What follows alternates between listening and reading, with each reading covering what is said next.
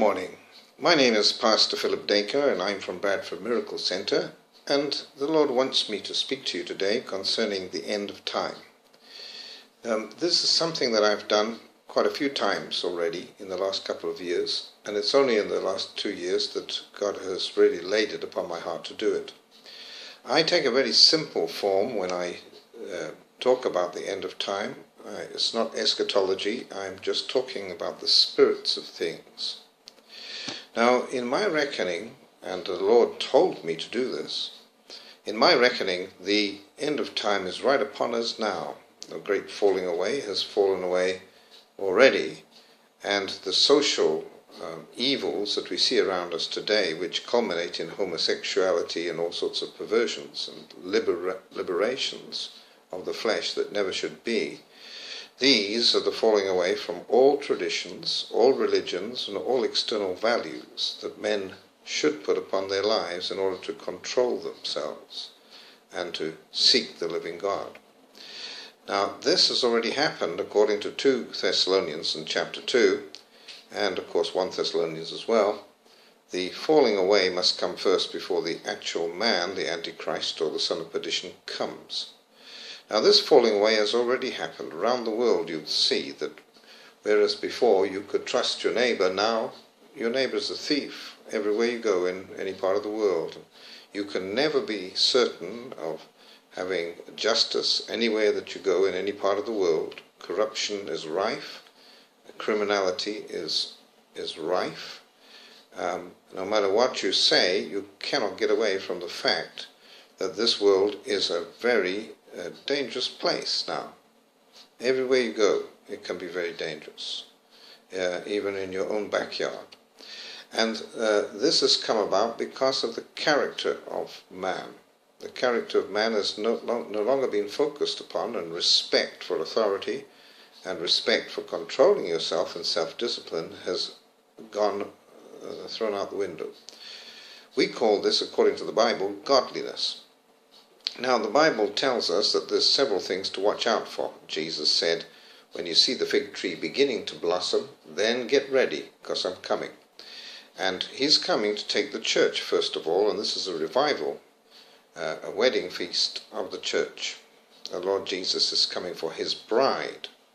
And his bride is not just all believers, but believers that are working and acting in faith in him. He told us to be ready for service, to watch and to pray, to be ready for ministry, not to abuse our ministries, but to be actively pursuing faith in God and actively following him. He told us to watch. Watch what? Watch the spiritual times. Watch the times. Now, what's going on in these times? Well, you've got Russia and America that seem to have changed places in the world today, and the West and Europe, the beast system of Revelations, 27 countries mentioned as 7 heads, 10 horns and 10 crowns. There are 10 monarchs in Europe today. But there is a democratic system which makes it feet of clay and iron. The 8th head is America, and joins and backs up the 7 other heads. And America right now is not just the place where most missionary work's coming out from, but also most Antichrist spirit is coming out from, and circumventing the whole globe. Europe went the way of liberality and started doing homosexual weddings and all sorts of things. America just joined in and backed it all up. And around the world now, you've got this spirit that spread very, very quickly and is accusing Christian ministers of being against, doing crimes against humanity when they stand against such disgusting perversions as homosexuality. Imagine using your reproductive organs for filthy things like that. It is absolutely disgusting, and it doesn't matter if they even kill me, I will never agree that it's an alternative lifestyle. It's disgusting, and it's in the Bible quite clearly, that it is the worst, the most heinous fleshly sin that you can do. Sodom and Gomorrah was totally destroyed because of it, and only 3 people escaped with their lives. And we are told to torment ourselves with these things, not get used to them. Lot escaped because he carried on tormenting himself with the sin of Sodom and Gomorrah. But if you get used to it, beloved, let me tell you, even if you're church people, you can get all sorts of wrong mercy and wrong caring. We're not against the person, we're against the vile perversion. And vile perversion is now legitimized and legalized around the world. There's only a few places that stand against it. And just amazing how quickly these things go. And of course it's because there's a spirit behind it. It's not a political philosophy. It's more than that. There's only 2% of any country at any time that's homosexual. And yet it's acted upon as if everybody's homosexual or half the population's homosexual. It's ridiculous. Anyway, there is no scientific proof, but it is the spearhead of homosexuality that's leading this anti-establishment and anti-authority move around the world today. And this is bringing it right into your own backyards, and it's bringing it right home to you.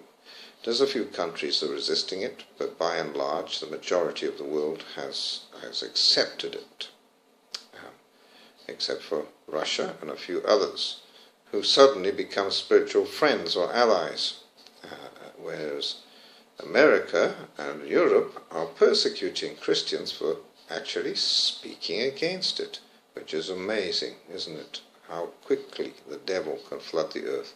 And of course, it tells us in Thessalonians that the devil hasn't got anything to do with it. It's God who says this is time to release the devil and sift the world. It says the wicked will get more wicked and the good will get more good. And that's basically what's happening right now. God has released his hold, his restraint from this world and allowed the devil to run rampant. And if he hadn't, the devil could never have done it. And it's the time of the end. The devil's told what to do. I mean, he does his own wicked and evil things, but he's released. He's allowed to be released at this time. And because it's the end of time. And Jesus said, get ready. Get your jumping shoes on, get ready. Not all will die, but all, that means all believers, will be changed in an instant, in a twinkling of an eye, in a flash will be changed. Changed to what? We'll have indestructible bodies and minds. We will be changed. We can't go to heaven in this present form. We've got sin natures, and that's not allowed. So it is a get ready time and a wake-up call for the church, and not just a wake-up call, but the last wake-up call. The last of the last. It's just 1 minute to midnight, and it's as simple as that. So get ready. Jesus said, not everybody's going in the rapture. There'll be a lot of believers left behind, and they will have to go through the worst time the earth has ever seen. But those of you who are ready to go to the wedding feast of the Lamb, you will not be denied. These are the virgins with the oil in the lamps. These are those who've got the right wedding garment on. These are those who are acting in faith and believing just what Jesus told us to believe, and ready for service, active in spirit, walking in spirit. Be one of them. Join us as we go to this wedding feast. This is the last revival on planet Earth, and it's for the elect, for the church. It's not for the people, generally speaking. God bless you all.